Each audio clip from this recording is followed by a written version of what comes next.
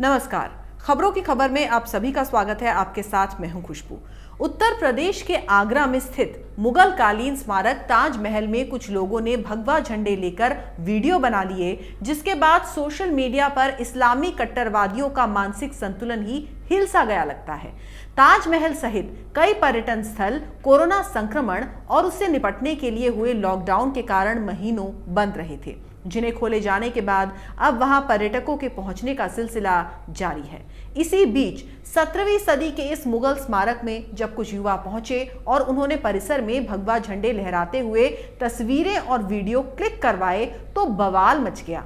इनमें से 4 को गिरफ्तार भी कर लिया गया।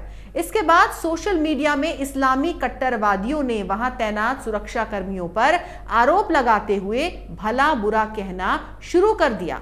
आरिफ अयूब ने कहा कि भारतीय सेना, न्यायपालिका, पुलिस और मीडिया की तरह सीआईएसएफ के जवानों में भी अधिकतर महिला पुरुष हिंदू हैं। कुछ ने तो सीआईएसएफ के जवानों की देश के संविधान के प्रति निष्ठा पर भी सवाल खड़े कर दिए। उन्होंने दावा किया कि अगर कोई कहता है कि इनकी निष्ठा देश के संविधान और उसके मूल्यों के प्रति है तो वो खुला झूठ बोल रहा है। दरअसल केंद्रीय औद्योगिक सुरक्षा बल सीआईएसएफ के हाथों में ताजमहल की सुरक्षा सौंपी गई है और इसके सैकड़ों जवान वहां तैनात हैं, जो विभिन्न शिफ्ट्स में काम करते हैं। जाहिर सी बात है कि सब अलग अलग धर्मों से हैं और अपनी धार्मिक भावनाओं की अभिव्यक्ति का अधिकार हर किसी को है। सुरक्षा कर्मी जिस जगह तैनात होंगे वो अपने धर्म का झंडा वहीं पर लहराएंगे। ध्यान दीजिए कि वही लोग हैं जो जब मंदिर में जबरन घुसकर मुस्लिम नमाज पढ़ते हैं तो इसे सामुदायिक समरसता का प्रतीक बताते नहीं थकते। वहीं जब किसी पर्यटन स्थल के परिसर में कुछ लोगों ने भगवा झंडे लेकर वीडियो बना लिया तो ये उससे नाराज हो जाते हैं। कुछ ने कहा कि ताजमहल को मुस्लिमों ने बनवाया है, इसलिए वहां भगवा जायज नहीं। ये तो बिल्कुल ही बेतुकी बात है। ताजमहल हमारे देश की विरासत है, जो कि ASI यानी कि आर्कियोलॉजिकल सर्वे ऑफ इंडिया के अंतर्गत आता है और हमारे देश की विरासत को हिंदू मुस्लिम में विभाजित नहीं किया जा सकता। एक ने लिखा कि संघियों के घर में खाना तक ठीक से नहीं बनता और 100 साल में वो एक इमारत तक खड़ी नहीं कर सके। तो आप यहां पर देख सकते हैं कि देश की विरासत को लेकर ताजमहल पर किस तरह की धार्मिक राजनीति हो रही है। नवंबर 2020 में जब कुछ मुस्लिमों ने मथुरा के मंदिर में नमाज पढ़ी थी तो इस्लामी कट्टरपंथियों ने तालियां पीटी थी। नमाज पढ़ने वाले फैजल खान के बारे में पता चला था कि वो नागरिकता संशोधन कानून CAA विरोधी प्रदर्शनों का भी हिस्सा रहा था। तस्वीरों में फैजल खान को CAA विरोधी प्रदर्शनों को संबोधित करते हुए देखा जा सकता था। अयोध्या के बाद मथुरा के लिए जो लड़ाई शुरू हुई है, उसी कारण फैजल खान ने नंदबाबा मंदिर में जाकर नमाज पढ़ी। जो लोग ये बात कह रहे हैं कि ताजमहल को मुस्लिमों ने बनवाया है इसलिए वहां भगवा झंडा फहराना जायज नहीं, उनसे ये सवाल पूछा जाना चाहिए कि फिर ताजमहल में हजारों लाखों की संख्या में जो हिंदू पर्यटक आते हैं उनका क्या? हिंदू पर्यटकों के माध्यम से भारत सरकार के सांस्कृतिक मंत्रालय को जो करोड़ों की कमाई होती है उसका क्या? ताजमहल उन शीर्ष स्मारकों में शुमार है जिससे भारत में सबसे ज्यादा कमाई होती है। अगर इस्लामी कट्टरपंथियों को हिंदू झंडे से इतनी ही दिक्कत है क्योंकि इस स्मारक को मुस्लिम ने बनवाया है, तो कुछ दिनों बाद तो वो ये सवाल भी उठाने लगेंगे कि क्यों ना ताजमहल में हिंदू पर्यटकों की एंट्री ही रोक दी जाए और फिर तो उन विदेशी पर्यटकों के लिए भी इस स्मारक की एंट्री बैन हो जानी चाहिए जो गैर मुस्लिम है, चाहे इससे सांस्कृतिक मंत्रालय की कमाई कितनी ही प्रभावित क्यों ना हो जाए। यहाँ पर यह बात समझ से बाहर है कि ये सब करने से आखिर होगा क्या? कब तक हम यूं ही धर्म के नाम पर अपने देश को गर्त में ढकेलते रहेंगे? राजनीतिक या धार्मिक बयानबाजी कितनी भी कर ली जाए, लेकिन मध्यकालीन युग में मुस्लिम शासकों के बनाए स्मारकों की लोकप्रियता पर नाम मात्र का भी फर्क नहीं पड़ेगा। भारत सरकार के सांस्कृतिक मंत्रालय की ओर से उपलब्ध राजस्व आंकड़ों के मुताबिक मुगल काल में बने स्मारकों को देखने आने वाले पर्यटकों की संख्या सबसे अधिक है।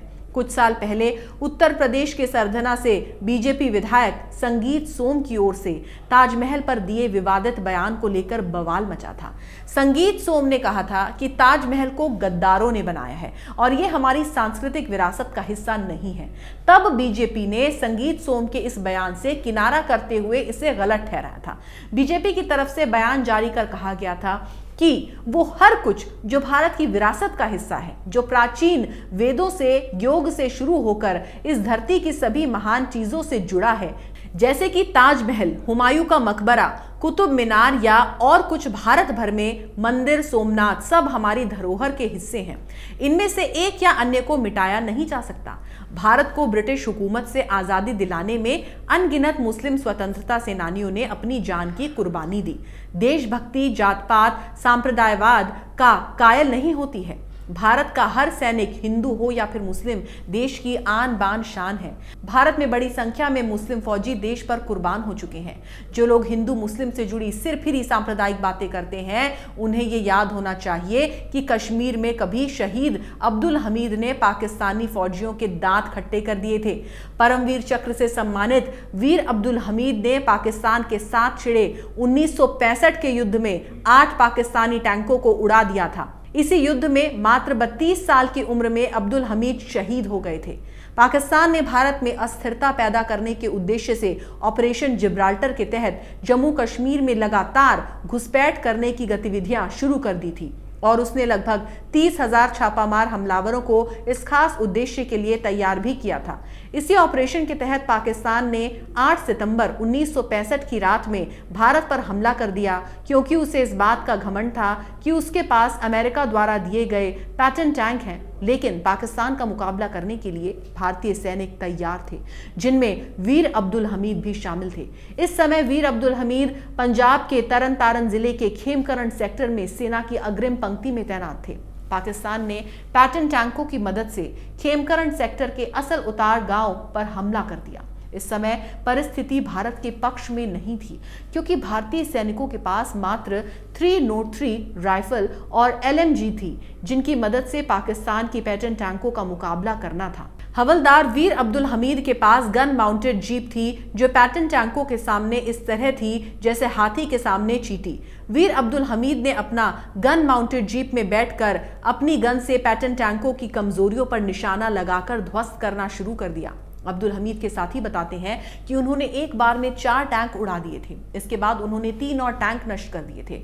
जब उन्होंने एक और टैंक को निशाना बनाया तो एक पाकिस्तानी सैनिक की नजर उन पर पड़ गई। दोनों तरफ से फायरिंग हुई।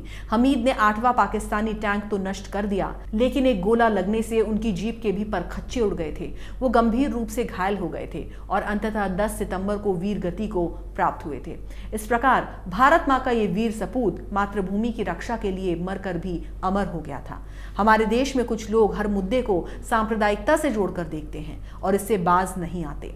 2019 में जब पुलवामा में हुए आतंकी हमले के बाद पूरा देश एकजुट होकर इस हमले के विरोध में खड़ा नजर आ रहा था, वहीं कुछ लोग ऐसे भी थे जो इस दुखद घड़ी में भी सांप्रदायिक बातें करने से बाज नहीं आ रहे थे। ऐसे लोगों को ये ज्ञात होना चाहिए कि शहादत के आगे धर्म नहीं देखा जाता। हमारे देश के कई गांव ऐसे हैं जहां एक ही मुस्लिम परिवार की 4-4 पीढ़ियां सेना में रहकर देश का मान बढ़ा चुकी हैं। पहला दूसरा विश्व युद्ध हो या 1962 का भारत चीन युद्ध, 1965 का भारत पाक युद्ध हो, सन 1971 का युद्ध हो या फिर 1999 का कारगिल युद्ध हो, बड़ी संख्या में मुस्लिम बेटों ने देश के लिए शहादत दी है।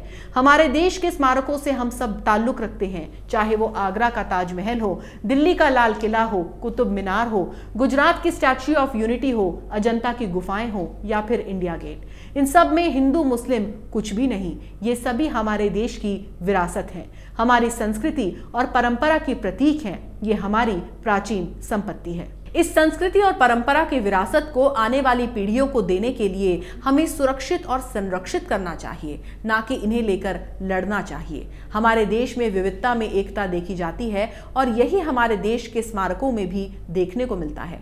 ऐसे में हमारी जिम्मेदारी है कि हम इन स्मारकों को धार्मिक और राजनीतिक रंग देने से बचें। अगर आपको हमारा ये वीडियो पसंद आया तो इसे लाइक करें, शेयर करें और कैपिटल टीवी को सब्सक्राइब करें। नमस्कार। है।